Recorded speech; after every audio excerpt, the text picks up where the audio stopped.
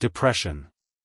Imagine waking up after 10 hours of sleep and still feeling like you never rested at all. That is what depression does. It is not sadness. Sadness comes and goes, and it always has a reason. Depression has no reason. It just sits there, heavy, even on days when your life looks completely fine. Food loses its taste. Your favorite songs stop meaning anything. And when people tell you to just cheer up, it feels almost insulting, because your brain is not choosing this. Your serotonin and dopamine systems, the chemicals responsible for motivation and pleasure, are simply not firing the way they should. Anxiety.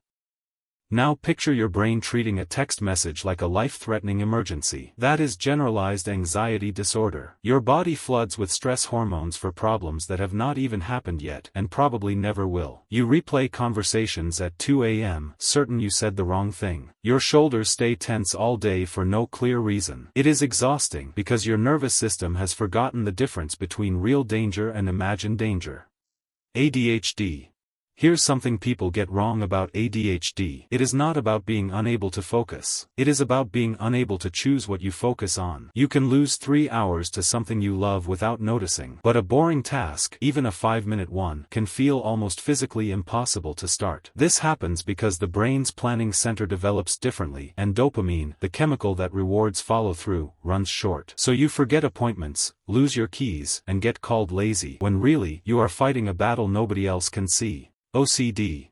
Obsessive-compulsive disorder is often joked about, but the reality is nothing like the joke. It begins with an intrusive thought, maybe a fear of germs, or a fear that you left the stove on. The thought will not leave, so you check the lock 15 times, or wash your hands until they crack, just to make the fear stop for a few seconds. Then it comes back. You know the ritual makes no logical sense. You do it anyway, because the alternative feels unbearable. PTSD. After something truly terrifying, most brains eventually calm down and file the memory away. In PTSD, that filing system breaks. A smell, a sound, or a random noise can pull you straight back into the worst moment of your life, as if it is happening right now. Your heart pounds. You cannot breathe properly. Sleep brings nightmares, and daylight brings hypervigilance, the constant, tiring habit of scanning every room for danger that is not actually there. Bipolar disorder.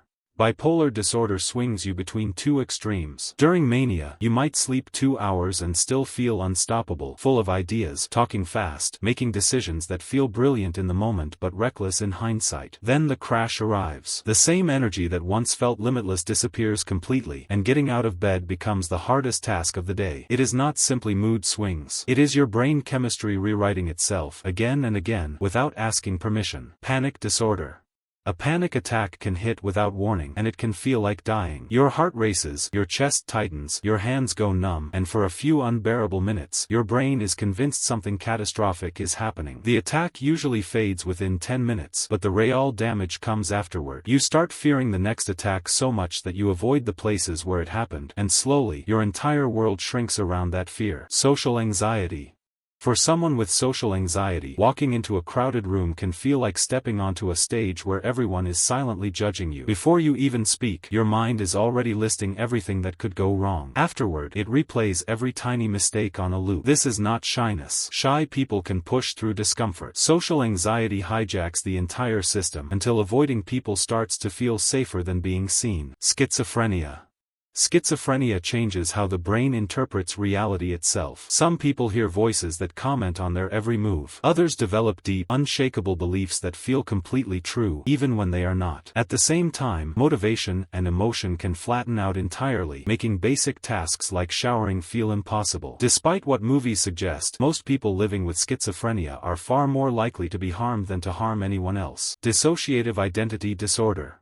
This disorder usually begins in early childhood as a survival response to trauma too overwhelming for a child's mind to process. To cope, the mind separates into distinct parts, each holding different memories or emotions. This can mean losing time, waking up somewhere with no memory of arriving, or noticing that your handwriting has changed. It is not multiple people sharing one body. It is one person whose mind had to fracture in order to survive. Every one of these disorders is different, but they share one thing in common. They are not weaknesses, and they are not choices. They are the brain trying, and sometimes struggling, to protect the person carrying it.